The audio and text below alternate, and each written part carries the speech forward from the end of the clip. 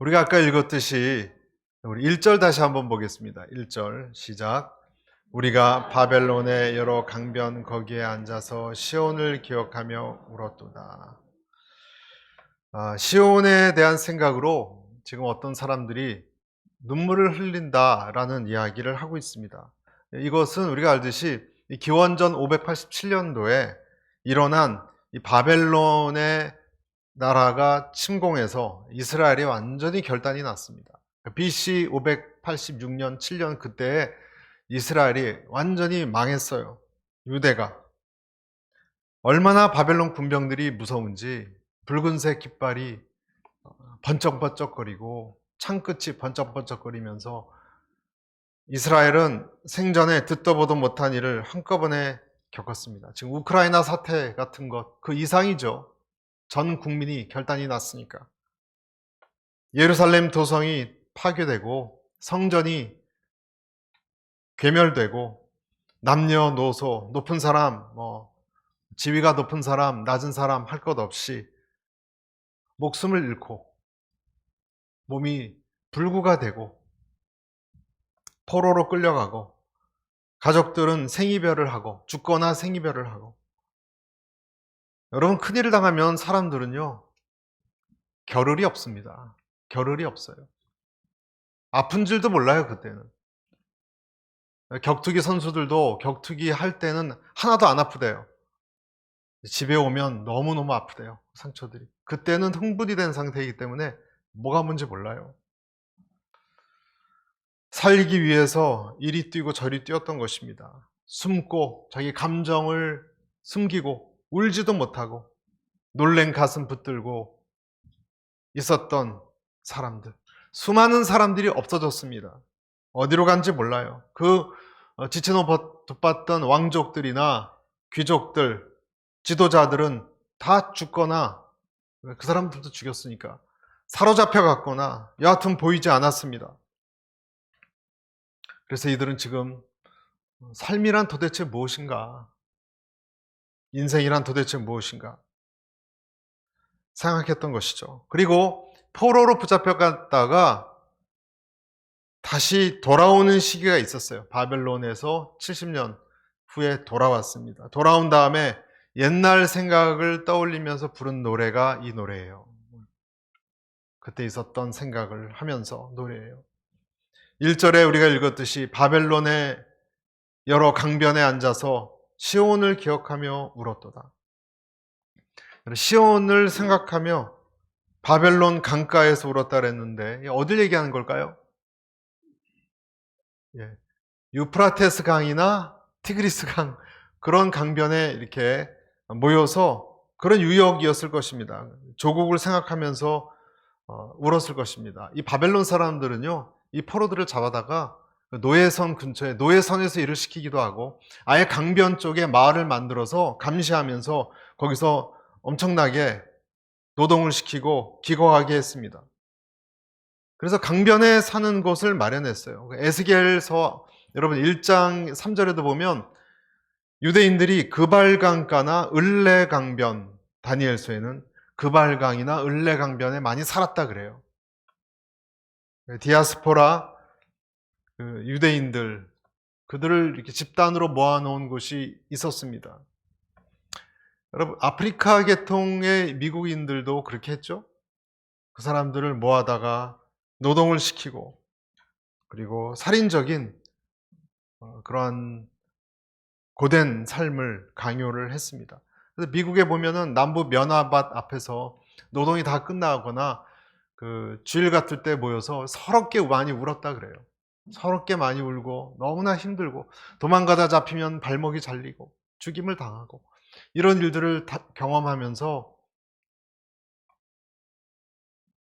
그들이 노래를 불렀죠. 그 노래를 우리가 알듯이 흑인 연가라고 하지 않습니까? 노래 가사를 보면 참 가슴 아파요. 엘리야의 불병거가 내려와서 나를 제발 데려가 달라. 엘리야의 불병거가 내려와서 나를 이 고통에서 데려가 달라. 그를 흐느끼면서 한 사람이 노래를 시작하면 저기서 노래를 시작하고 그렇게 불렀다는 거예요. 합창을 하고 유대인들끼리 모여서 뭔가 이야기도 나누고 오늘 과거에 자기가 이스라엘 땅에서 살았던 그런 기억에도 젖고 옆집의 순이, 앞집의 철이 만났 그런 얘기도 하면서 울기도 하고 기도도 하고 그랬을 것입니다. 그리움을 달래는 그 포로들끼리, 동양 사람들끼리 그 그리움을 달래는 그런 행동들을 했다는 거예요. 그러면서 울었다는 거예요. 오늘 내용입니다. 그런데 2절에 보면 아주 특이한 표현이 등장합니다. 2절에 뭐라고 되어 있냐면요. 그 중에 버드나무에 우리가 우리의 수금을 걸었나니 라고 되어 있습니다. 수금은 악기예요. 악기를 나무에 걸었다. 이게 도대체 무슨 말일까요? 유대인들은 레위인들의 수금을 썼습니다. 언제 썼냐면 예배 드릴 때 썼어요. 그것을 지금 왜 나무에 걸어뒀을까? 여러분 이것을 도대체 전쟁통에 왜 갖고 나왔을까? 그런 생각도 할 수 있지 않습니까? 어차피 지금 바벨론 잡혀가면 예배는 당연히 못 드려요. 어쩌면은 그런 불온한 것을 갖고 나왔다고 혼날지도 몰라요. 그걸 왜 갖고 나왔고 그걸 왜 나뭇가지에 걸어놨을까? 왜 그랬다고 생각하십니까, 여러분? 뭔가 기억하고 싶은 거예요. 뭔가 소망하고 싶은 게 있는 거예요. 당장 쓸 수 있는 것도 아니지만 어떤 옛날의 기억의 조각을 갖고 있는 거예요. 하나님은 분명히 너희가 그런 수금은 쓸 일이 없다라고 얘기하셨어요. 암모스서에 보면 너의 절기를 애통으로 너의 모든 노래를 애곡으로 변하게 할 것이다.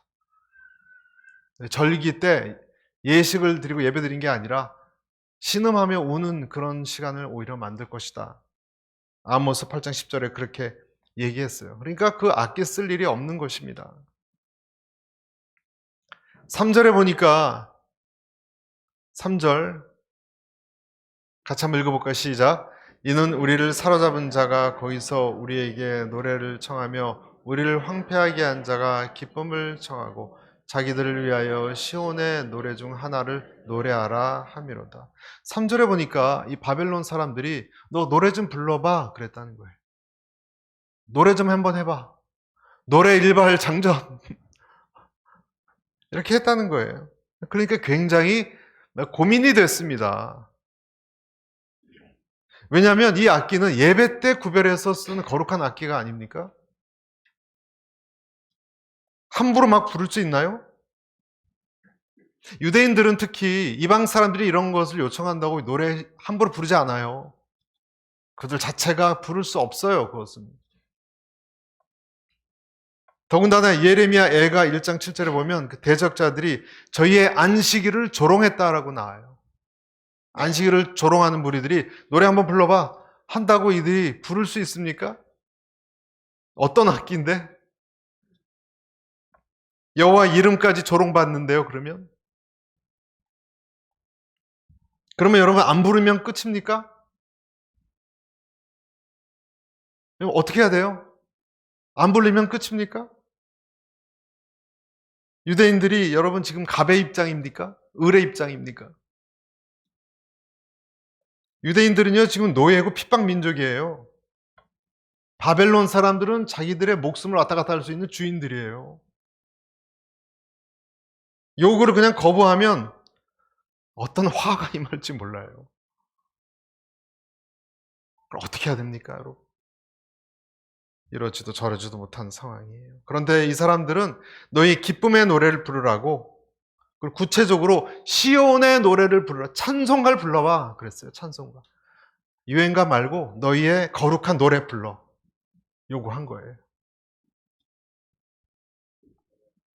너희 예루살렘을, 너희 그 잘난 하나님을 높이는 노래 좀 한번 불러봐. 지금 진지하게 요청하고 있습니다.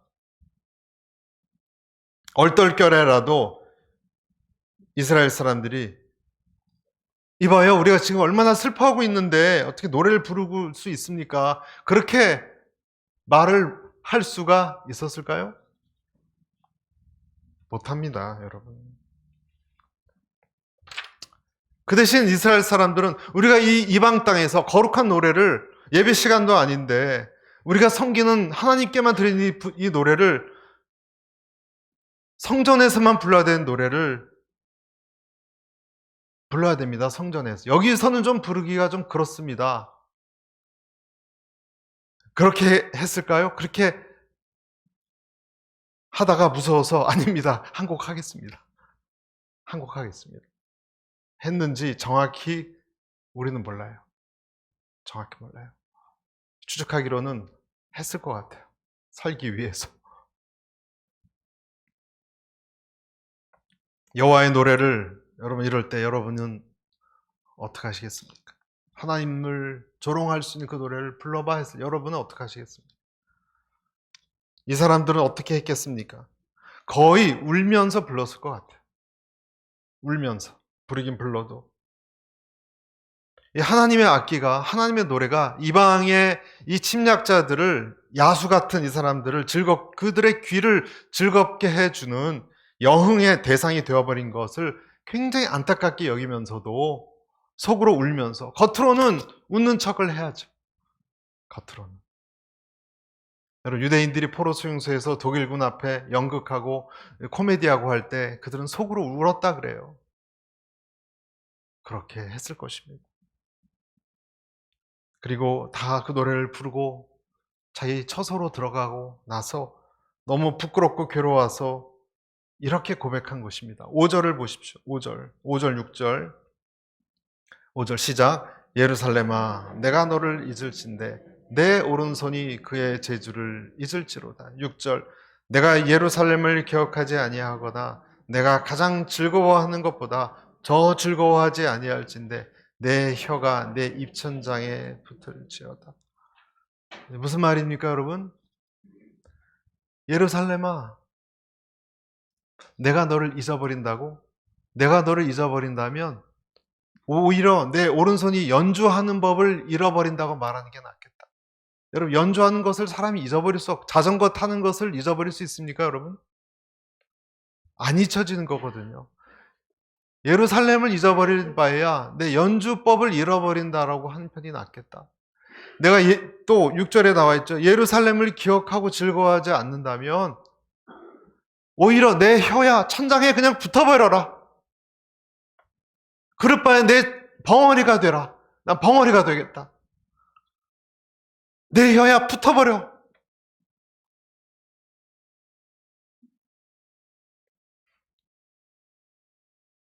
내가 하나님을 마음속으로, 겉으로는 내가 뭐라고 할지 몰라. 속으로 내가 하나님을 잊어버린다?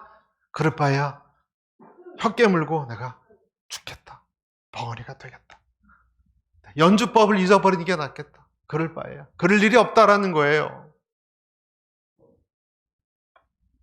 또 다른 말로는 뭐겠습니까? 자기 천막에 돌아와서 하나님 죄송합니다. 하나님 용서해 주십시오. 그랬을 것 같아요. 저는.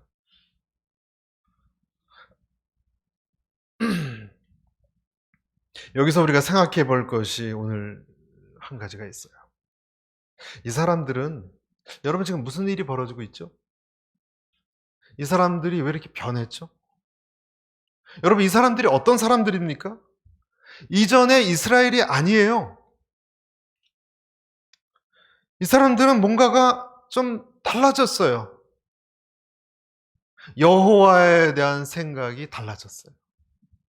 우리가 잘 알듯이 여러분 이사야나 예레미야나 수많은 사람들이 예언을 하고 그러지 말라고, 제발 우상을 섬기지 말라고, 다른 신을 섬기지 말라고. 여러분 이때는 한참 타락했을 때는요, 제사장도 타락했고 리더도 다 타락했고요, 심지어는요 다른 바알신 같이 자녀들을 불에다 태워서 죽이기까지 했어요. 자기들 쾌락을 위해서, 풍요를 얻기 위해서. 난장판이었어요. 하나님 말씀은 씨도 안 먹혔어요. 이들이 어떤 민족인데요? 얼마나 완악한 민족인데요? 그런데 이들이 지금 왜 이렇게 변했습니까? 무감각했던 민족인데 멀리 이 이방 땅에 와서 정신이 번쩍 난 거예요. 정신이 번쩍 난 거예요. 그리고 이 사람들 머릿속에는 이제 예루살렘으로 가득 차 있게 된 거예요. 예루살렘을 잊지 못한 거예요. 그렇게 함부로 여겼던 예루살렘인데, 그렇게 함부로 여겼던 예루살렘에 있는 성전이었는데, 그렇게 함부로 여겼던 코웃음 쳤던 제사였는데, 언제 이들이 이렇게 열렬한 신앙인이 됐습니까?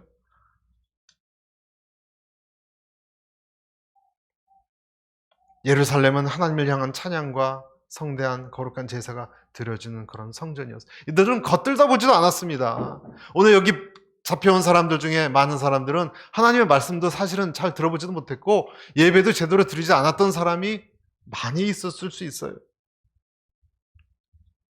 예루살렘 성전에 가보지도 않은 사람이 있을 수도 있어요. 그런데 언제 봤다고, 언제 그렇게 예배를 드렸다고 갑자기 예루살렘 성전을 그리워하고 좋아하고 노래하고 사랑하는 사람이 되었냐요. 그리고 그 예루살렘 성전 하나님의 노래를 비웃는 사람들에 대해서 화가 나고 그 여호와 하나님의 이름을 지키고 싶은 마음을 가진 사람으로 변했냐고요. 어떻게? 여러분, 제일 소중하게 느껴지는 것이 달라졌다 하는 것에 우리가 주목했으면 좋겠어요. 여러분, 뭐가 중요한지 소중한지 우린 잘 모르고 살아갑니다. 그러나 어느 것을 잃어버렸을 때, 어떤 것을 잃어버렸을 때 우리가 찾는 것이 있어요. 다시. 잃어버린 것은 잃어버린 것이지만 그것 때문에 되찾게 되는 소중한 것이 무엇인지 깨닫게 되는 것이 있어요. 여러분에게는 그것이 무엇입니까? 여러분의 그것이 무엇입니까? 건강을 잃어버리고 나서 건강이 소중하다는 것을 느끼는 사람이 있습니다. 그 전에 말씀드렸나요? 제가 알고 있었던 어떤 분은 화장실 가서 소변 보는 게 그렇게 감사하대요. 그게 감사한지 몰랐대. 그것이 안 나올 때는 사람이 배가 불러오고 너무 힘들대요. 걸어 다닐 수 있고 교회에 나올 수 있고 이야기를 옆에 사람과 할 수 있는 것이 감사한지 몰랐대요. 사랑하는 부모님이 계셨을 때는 몰랐는데 떠나시고 나니까 부모님 곁이 그렇게 빈자리가 생각나는 적이 없대요. 여러분의 배우자, 여러분이 사랑하는 사람이 떠나고 나면 여러분 그들에 대한 생각이 나지 않습니까? 저는 자녀 둘이랑 살고 있었는데 아들, 딸. 지금 이제 볼 수도 없어요. 그냥 전화로만 하고 카카오톡 영상으로 가끔 보고 그리고 제가 또 전화하면 바빠 그러고 또 끊어요. 그쪽에서. 함께 했던 시간들 과거에 오손도손 밥도 먹고 밥 먹어라 그 시간들이 얼마나 소중한지 우리는 그때는 잘 몰라요. 사진으로만 먼저 간 사람을 만날 수밖에 없다면 얼마나 가슴이 아픈 것입니까? 여러분, 잃어버려야 얻는 것이 생기는 사람이 있습니다. 나오미 같은 사람은 남편도 잃고 두 자녀를 잃고 롯 같은 사람도 남편을 잃고서 잃어버렸어요, 여러분. 그렇죠? 그리고 무엇을 얻었습니까? 하나님을 얻었습니다. 마태복음 10장 39절 자기 목숨을 얻는 자는 잃을 것이요 나를 위하여 자기 목숨을 잃는 자는 얻으리라. 이스라엘이 여러분 수금을 나뭇가지에 걸어놨다. 나뭇가지에 걸어놨다 하는 것은요. 무슨 뜻이냐면 언젠가 뭐예요? 예배할 것이다 라는 암시 또는 소망을 가졌다라는 뜻이에요. 그것은 하나님에 대한 기억이 있다는 것이고 이제 그에게 제대로 나가고 싶다라는 표시입니다. 하나님의 노래가 모욕당하기 싫다 지금 외쳤잖아요. 그 말은 처음으로 내 안에 여호와에 대한 어떤 경외감이 사랑이 그분을 향한 사랑이 싹트기 시작했다라는 것을 깨달았어요. 처음으로 내 안에 나한테 하나님에 대한 마음이 있었네. 나한테 여호와에 대한 생각이 있었네. 여러분 그것은 내가 부요할 때가 아니고 가난할 때, 힘들 때 더 선명해진다는 것을 여러분 아십니까? 요나 같은 사람은요, 배 밑바닥에 내려가서, 아니, 바다 밑바닥에 내려가서야 성전을 떠올렸어요. 요나서 아시죠? 바다 풀 속에 머리가 휘감기고 고래 뱃속에 들어가 있었을 때, 그때 성전이 기억났어요. 그때. 여러분, 이것이 우리에게 축복이라고 생각해 보셨습니까? 이런 것은요, 여러분, 이스라엘에게만 일어나는 현상이에요. 바벨론 민족에게는 이런 일이 없고요. 애굽이나 또 두로나 시돈, 모압 족속에는 괴로움이 그들에게 있어도 이런 여호와를 향한 불같은 어떤 마음이 생기질 않았습니다. 이스라엘만 환난을 여호와 하나님과 연결시켰어요. 이스라엘만 어려움을, 이 위기를 하나님과 연결시켰어요. 여러분, 하나님의 사람은 지금 일어난 여러 가지 상황과 환난이 있으면 반드시 그것을 하나님과 연관시킵니다. 할렐루야. 연관시킵니다. 그것이 죄가 됐건 무슨 훈련이 됐건 하나님이 내 삶에 개입하셨다라는 것으로 자꾸 연관이 됩니다. 그리고 하나님을 더 생각하기 시작합니다. 물론 이것이 시험도 되고 흔들리기도 하지만 하나님께서 어떤 일을 일으키셨다라는 것을 점점 느끼게 돼요. 그래서 영적이 되는 거예요. 여러분, 영적이 되는 거예요. 만사를 하나님과 연관시키는 것을 영적이라고 말합니다. 그래서 자꾸 영적이 되는 거예요. 환난 중에 비로소 영적인 사람이 되는 거예요. 이게 예레미야서 20장 9절, 예레미야서 20장 9절, 내가 다시는 여호와를 선포하지 아니하며 그 이름으로 말하지 아니하리라 하면 나의 중심이 불붙는 것 같아서 골수에 사무치니 답답하여 견딜 수 없나이다. 이 거짓된 선지자들이 많았던 그 시대에 하나님의 선지자 예레미야는 하나님만 생각하면 가슴이 불붙는 것 같다고 얘기했어요. 하나님만 생각하면.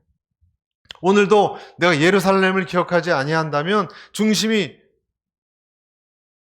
내가 즐거워하는 것보다 즐거워하지 아니하면 입 천장에 혀가 붙어버려라.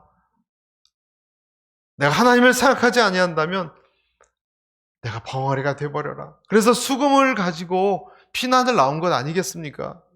여기까지. 적군이 나보러 그 노래를 시켜서 안 할 수 없는 거지만 그러나 내 속에는 나도 몰랐는데 내 안에 어떤 것이 끌어오르는 하나님을 향한 어떤 마음이 있기 시작했다는 것을 생각하고 있다는 것을, 뜨거움이 있다는 것을 알았던 거예요. 자, 여러분들에게 이 시간 질문하고 싶습니다. 여러분에게는 그런 뜨거움이 있습니까? 여러분에게는 그런 하나님에 대한 생각이 속에 숨겨진 그것이 있습니까? 여러분이 그것이 있다면 우리의 삶에 어떤 일이 일어나서 많은 것이 사라지고 잃어버렸다 하더라도요, 괜찮은 거예요. 아멘? 괜찮은 거예요. 왜냐하면 하나님을 얻었으니까, 하나님을 얻었다면 다 괜찮은 거예요. 큰 문제가 아닌 거예요. 왜냐하면 우리에게 희망이 있으니까. 하나님은 내가 마음이 뜨거웠지만 하나님도 우리 때문에 마음이 뜨거워지세요. 하나님도. 어떤 방법으로라도 하나님은 절대로 우리를 포기하지 않으세요. 왜냐하면 우리를 향해서 마음이 불붙기 때문에. 아가서 8장 6절에 여러분 이런 말씀이 있어요. 같이 한번 읽어보겠습니다. 시작. 너는 나를 도장같이 마음에 품고 도장같이 팔에 두라. 사랑은 죽음같이 강하고 질투는 소울같이 잔인하며 불길같이 일어나니 그 기세가 여호와의 불과 같으리라. 하나님은 우리를 되찾기 위해서 마음이 불붙는다고 하시고 뭐 또 감수하신다고 하셨어요. 그래서 여러분, 우리가 하나님을 벗어나잖아요. 반드시 어떤 일이 일어납니다. 하나님은 그냥 두시지 않습니다. 반드시 빼내옵니다. 아멘? 반드시 빼내옵니다. 여러분이 하나님 이름을 이미 알았잖아요. 그러면 하나님은 여러분을 반드시 빼내옵니다. 무슨 일이 일어나도 빼내옵니다. 하나님은 절대 포기할 수가 없어요. 하나님이 얼마나 끈질긴지 아십니까? 안 놓습니다, 절대로. 그래서 여러분, 크리스찬은 어떤 일이 생기면 자꾸 하나님과 연관이 되는 거예요. 혹시 내가 이것 때문에 하나님이 나를 관심 있는 것 아닌가? 좋은 일이건 나쁜 일이건 하나님과 연관되는 것을 막을 수가 없는 거예요. 그래서 오늘 이 사람도 그렇게 타락하고 하나님 몰랐던 사람들인데 지금 적군이 노래 좀 부르라고 그러면서 자기 속에 이것이 요동치는 것을 발견한 거예요. 내가 예루살렘을 잊어버릴 수가 없구나. 없었구나. 내가 연주하는 것을 잃어버린다 하더라도 내가 성전을 그리워하는 것을 어쩔 수 없구나. 내가 벙어리가 된 한이 있어도 오른손에 제주를 잃어버린다 해도 예루살렘의 이름이 망가질 바에야 내 혀가 입천장에 붙어버려라. 얘기했던 것입니다. 17년 전에 여러분 온누리교회가 이곳에서 창립되었을 때 물론 다른 건물이었겠지만 그때 어떤 마음이었는지 어떤 상황이었는지 저는 잘 모릅니다. 그러나 우리가 하나님이 어떤 교회를 만약에 세우신다고 하면 그것은 어떤 이유 때문인지는 관련 없이 하나님의 분명한 어떤 목표가 있기 때문이라고 저는 믿습니다. 여러분 아멘이십니까? 분명한 의도가 있음을 알아야 됩니다. 어떤 원인보다 하나님의 목적이에요. 하나님의 어떤 목적이 있는 거예요. 그러니까 하나님을 다시 생각하라는 것입니다. 아멘. 하나님을 다시 생각하라는 거예요. 예루살렘을 소중히 생각하라는 것입니다. 하나님을 다시 높이라는 것입니다. 그것이 예배고요. 그것이 전도고요. 그것이 선교예요.